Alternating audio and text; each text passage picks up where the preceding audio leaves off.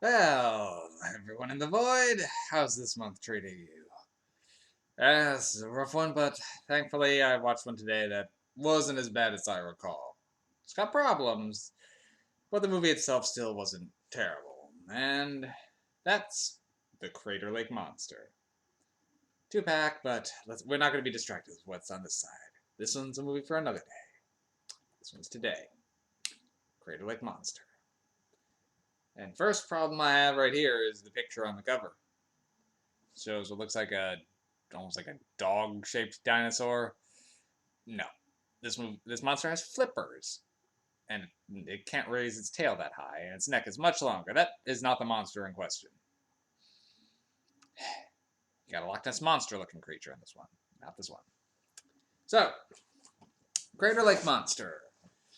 This one depicts a lake in Oregon that a meteor hits. And then 6 months later, after a series of mysterious events, including fishing going down, cattle disappearing, and then people starting to vanish, it's brought to the attention of the local sheriff that there's a monster in our lake. And, well, that has to do everything he can to stop the monster.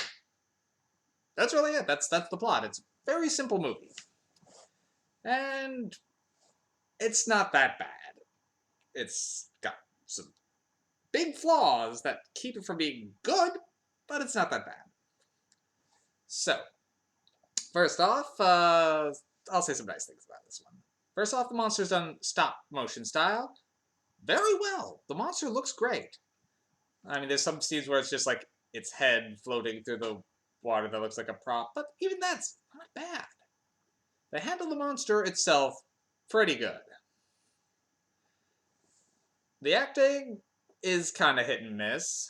It depends on how much you enjoy dumb redneck humor, I guess. Because there's this pair, Arnie and Mitch, that take up a lot of the screen time with their bumbling antics. And I'll admit, they're more entertaining enough to watch for me that they weren't a problem and were okay to watch. The main problem this movie has is post-production effects, or lack thereof. Apparently, after this movie was completed, it was handed off to its distribution at, I can't remember the company anymore, but it was handed off to a different company to finish, and they didn't do the post-production effects. Namely, the day for night effects. Now, day for night is usually a bad idea in general, as it never looks good.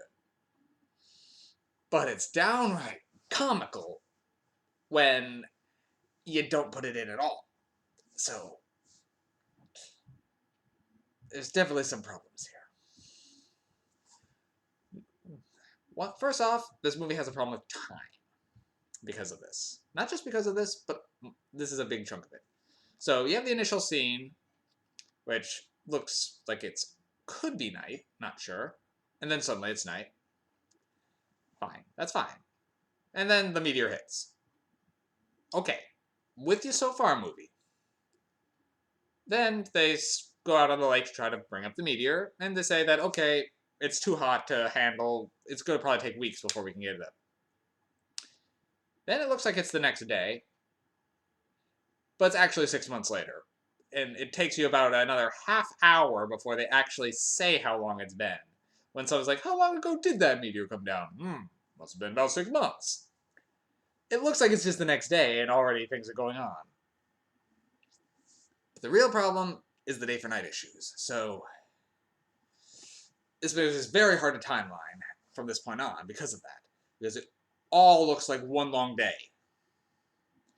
There's a few random splotches of night, but it's hard to tell how much of them are meant. Okay. So, it's morning, and our lovable redneck duo of Arnie and Mitch are renting a boat out to, later you find out he's a senator. Goes out on the lake. Then they say it's morning, and it's pretty bright out. Okay. Immediately it's dark, and he gets attacked by the monster and eaten. Then goes back, bright again, completely sunny, And they're talking about when he's going to come back. That if he's not back by 6 o'clock with that boat, he's going to charge him extra. So they get back.